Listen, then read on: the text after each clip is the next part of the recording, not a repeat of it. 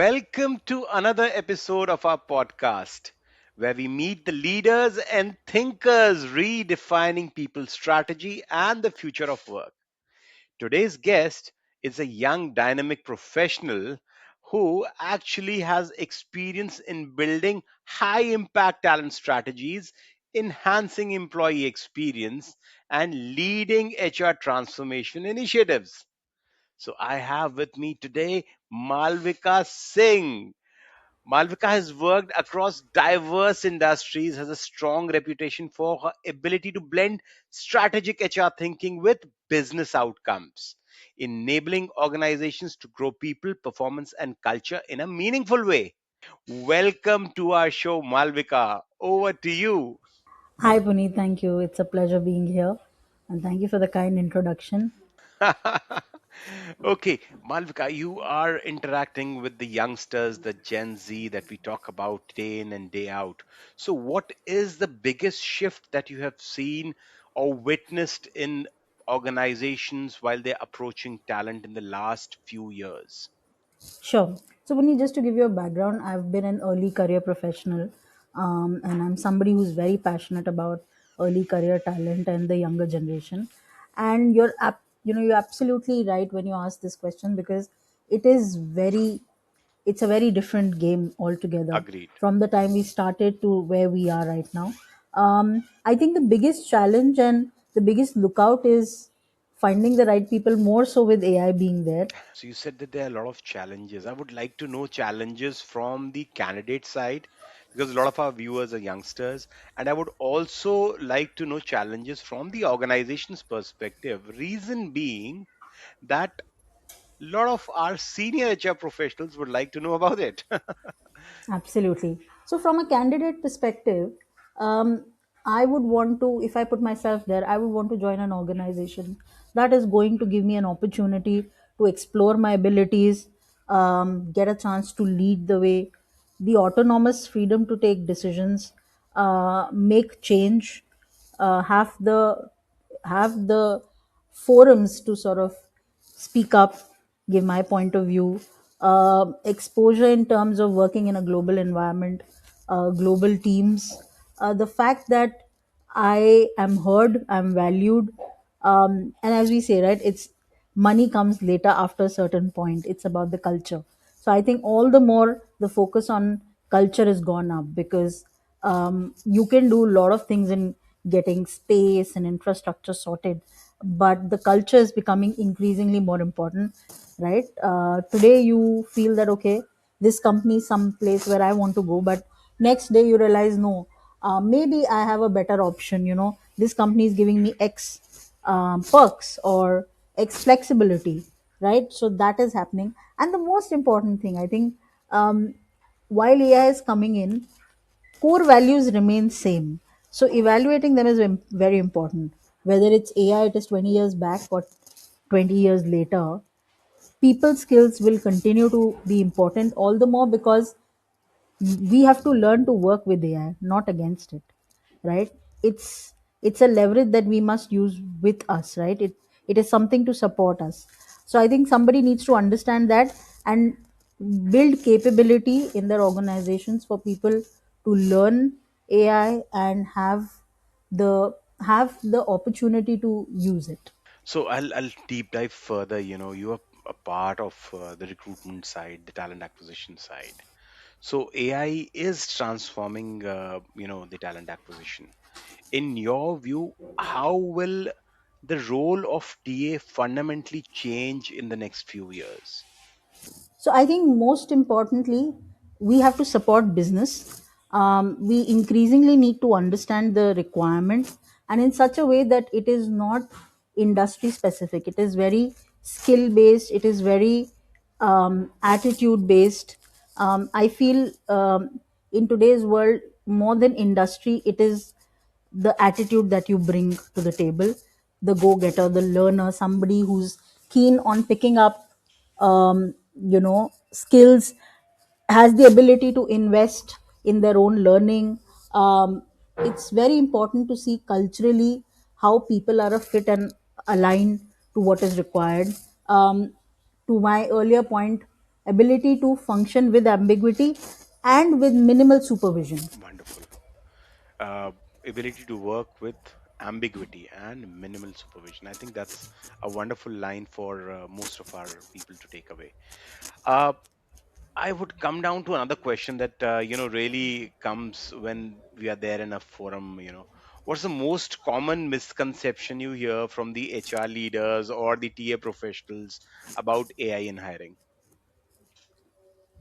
That AI is taking over, and we need to use AI in everything and everywhere. This See, the fear is fact there. is, This yeah, fear. the fact is, I'm sure a generation has passed through various amount of innovations. Computers came in that time. Also, people said we will not have jobs, but we as humans evolved and made it a part of our life. Similarly, we have to do that with AI. The more we fear, the more we will be sort of in this doubt always. We need to learn it, we need to embrace it, but we have to understand AI is going to do what we teach it to do, right? Human skills will always stay on top. Empathy, trust, understanding, connecting with people, problem solving. These things will always stay with us. And we need to make sure that we are able to maneuver AI and leverage it to only enhance our own skills. Wonderful. That is something that we need to focus on. And eventually, it is us who's going to leverage. See, in today's world, I can get a set of data in the most beautiful form, but what do I infer of it is going to be entirely my own USP. If tomorrow the same data is shown to somebody else, that person might pick up something else out of A it, different way right? of to comprehend So it. Yes. our own USP as humans will continue to stay there. Yes. I think one should not look at it with doubt, ambiguity, fear that, I will not be able to do this. One needs to have an open mind, and please don't look at it with fear. Embrace it with the right attitude. Getting the right attitude is one thing, but if you look at it, how can we balance this? How can organization per se balance AI's efficacy, efficiency with the human element in the recruitments? Okay, let me give you an example. I was hearing about this interview module, which was completely run by AI, and we were testing it, and um, AI was asking questions, and of course, it needs training. But that interview was happening, and it was very clear that it's missing a human touch, you know. Yeah. And trust me, and I can ask you, we can do this survey, and I'm sure people will say, okay, I definitely like talking to a person. Imagine between the two of us, had it been AI, do you think the conversation would have been as lively? No. We don't realize we pick up energies from people. Some might do a filtering with, let's say, an AI based agent, and then you go to the next round. Some might feel, no, for me the first impression is important. I want to stay connected through my own personal touch, but I will use AI to leverage data, create reports, do some kind of training modules for them. Those kind of things make sense. So it is entirely the choice of the organization, or what our objective is, to identify where we need to use AI and how do we want to use it. It has to be very different based on the objective that we have in mind. So I'll shift gears now, and I'll come to the candidate experience part. Does resume gives a complete picture of a candidate? Because we see a No. lot of inflated resumes coming these days. Yes. And now, and to add to your point, it's no more just the resume. In today's world, you would hear emails being drafted by AI, Yeah, right? yeah. How do you really know the person? So I will say no. But we've only been talking about how it can take over. To look at the positive side of it, we have people coming from all walks of life. There are tier 2 cities, tier 3 cities, where students, people are really trying to create a name for themselves. To make them feel at par with others, AI is very helpful. Yeah. In those places where they feel maybe language wise I don't have an advantage, but skills wise I'm already there. So AI gives them that push and that confidence that you're at the same level. The fact is, Puneet, it has to be, it's a balance. We need to very consciously, thoughtfully use it. We should not it couldn't be extreme that everything you use by AI and it's going to be great, Yeah. or everything you just leave it and don't grow with the world and stay stuck on the same old methods. Then also it's not the right thing. It has to be very consciously thought through. And the only thing is, in today's world with changing environment, one has to very very regularly see where they stand, do a stock check, and okay, this is where I think I can leverage AI more, or this is where I need to probably shift gears and get a human aspect. So I think that's something which we have to do, and as leaders, that onus falls on us Yeah. to take that call, to be able to see where we stand. Right. Can we flip the question again, and what safeguards are needed to ensure that genuine assessments are happening?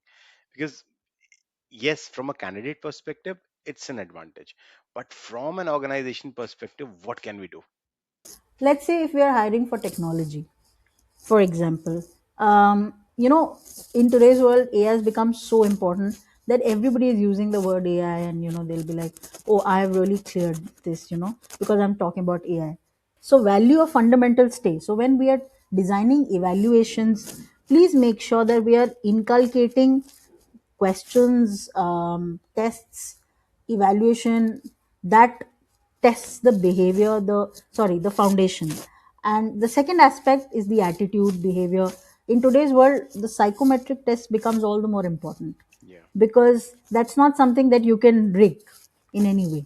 What who you are will continue to say that, right? So I think importance of making sure that you are checking the fundamentals and the foundation of a person versus just okay, fad words of today's world are being used and are spoken about, that means it's done. I think that's very important. And the third thing is, lot of evaluations are moving towards project based, task based. I think that is again in a safe environment, when you're testing people to work on a simple project, or a task which is it is going to achieve some results. Those kind of evaluations are also coming into picture. It's like a one day hackathon, or maybe one day case study kind of challenge. Those case challenges make you see how the person is in a particular situation. So I think those kind of evaluations increasingly have to go up versus the traditional ways. So you've been working with the youngsters, we know how to put the safeguards for the organization, we know what the people have to do. But are these youngsters, the Gen Zs, how do you think, how are they perceiving AI? I think they are probably more equipped than us to use it. Um, and there are various researches and that are done, right? But one of the things that really comes across is their ease of using AI to get their work done is much higher, much smoother than the millennials or baby boomers, for that matter, right? And increasingly that will go up with Gen Alpha, Gen Beta coming in. I'm sure that's only going to go up. Now, the advantage that these guys would have is, because their ease of use is so frequent, only for basic tasks, they're able to sort of, their art of prompting is only going to get better. In today's world, I think art of prompting is going to make the difference of getting the right result from AI. But I also feel that in some way it should not take away the basic intelligence, because sometimes it's as simple as, I was seeing a meme, and somebody was changing was movie seeing a photo album, and they were trying to do this to zoom it, because they're so used to using phones. Kids are also trying to photo zoom in a hard copy of a picture, right? So those basic, that intelligence, that should also not go away. They have an edge, but I think that's where intergenerational workforce will also help, because you need the right balance of both. These youngsters are making it in a different world altogether. So that brings us into a different dimension since we're talking about the Gen Zs. So the employee experience or the employee satisfaction, that we were using this jargon earlier. So employee experience is very important, you know. So how can we bring in, this technological aspect to improve hiring and the employee experience per se? And what matrix do you think go beyond, other than the surveys, the annual employee surveys or the pulse surveys, that can really help in bringing in this great experience for the new joiner? So, to your first question, how do we manage employee experience? I think one of the things is, if we have to improve employee experience, the first thing is to be able to give the learning opportunities, platforms to pick up new skills, right? Agreed. In today's world, increasingly, you can't stick with one role, one Yes. skill. So I think if I have access to immense learning, I'm half satisfied, Awesome. and I have the opportunity to explore what I want to do, also prepare for something that I would want to do in the future, right? Along with my work, of course, I'm not saying you take that away, but I should have the ability to use my weekends, you know, and have an access. It is not that you'll find everything on YouTube, but it's very important that on one place I'm getting all that I need, right? So that is the topmost one. Second is also, it's the culture. I truly feel that if you have the right people, manager, team, you're able to sort of create a good sort of environment. People will be very happy with that, and increasingly nobody would want micromanagement, right? So I think that is the culture, and it all has to come from the leadership. So that is the second thing. And the third thing I would say is, um, if AI is coming in and that is the new way that we have to function, it is something that's encouraged in the organization, right? I have access to people or choosing mentors that can guide me on that front, right? So I think increasingly also the focus on having mentors, being able to do projects which are of the new technologies, that is going to be very helpful, and cross functional engagement. The other thing, Puneet, I must call out is, while I'm doing all this, I need to have safe space to do something, fail fast, learn from it, and get back to Wow. my next project. If I am told, oh no, you've made this mistake, you're barred from any new project, I'm sorry, I will never even try. I agree. So you need to give that safe space. So, I'll look at the future now, and I'll ask you a question. What new types of AI tools do you expect to emerge in the market? I think a lot will come in the evaluation space. Mhm. A lot will come on the reporting side of it. Storytelling becomes all the more important. With so much of data, I think that is going to be something that's going to be in demand. To your point, when you said agents to do tasks, that is something that's already upcoming, and it might My AI go to a talking to next your power. AI. Yeah, that might go up. There will be tools, but Puneet, people will have to draw a line. Right now, it's a fad. In some time, you realize you need, there is a reason why we prefer meeting people. There's a reason why everybody chose to come back to office after the pandemic, because it is that human interaction which is going to bring better ideas. And I'm sure AI also came in after that, right? So we have to understand that human interaction, connect, is something that's not going to go away, and in today's world it's all the more important to have those skills, because that's where you're going to be able to understand what you're going to train AI. If you have to train AI, you need to know what is it that the other human needs, and no two humans are same. So that skill you'll have to create that muscle power. Yes, I agree. One last question that I have for you, what's your biggest piece of advice to CHROs or to talent acquisition managers, especially on which AI tools to prioritize for the next few years?